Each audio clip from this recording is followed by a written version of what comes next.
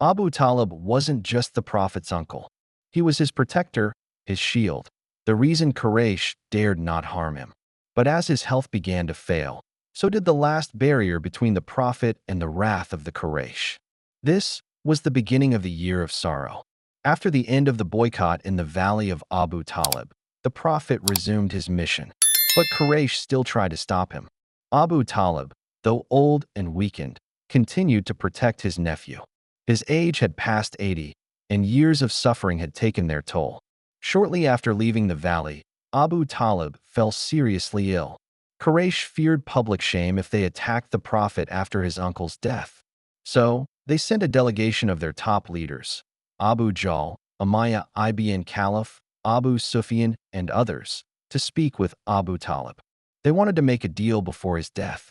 Abu Talib summoned the Prophet and said, "My nephew, your people are here. They want to offer a mutual agreement." The Prophet replied, "Oh uncle, I invite them to one word. Just one, better for them than anything else." They asked, "What is that word?" He said, "Say La ilaha illallah, and leave everything else you worship." Shocked, they clapped and mocked. "You want us to give up all our gods for just one? This is strange indeed." They left, saying, "Stick to your ancestors' religion until Allah decides between us." Abu Talib's condition worsened. The Prophet visited him and said, "Oh uncle, say La ilaha illallah, just one word. I'll plead for you before Allah."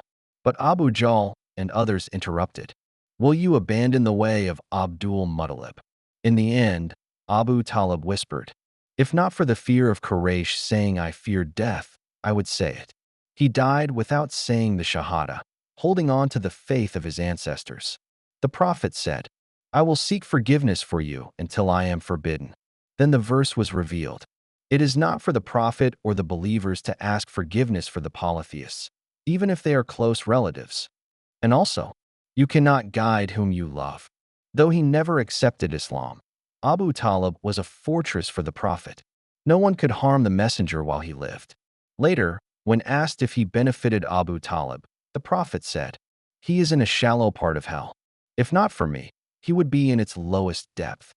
On another occasion, he said, "Maybe my intercession will reduce his punishment to ankle-deep fire." Thus ended the life of a man who never believed, but never stopped protecting. And so began the Prophet's year of sorrow.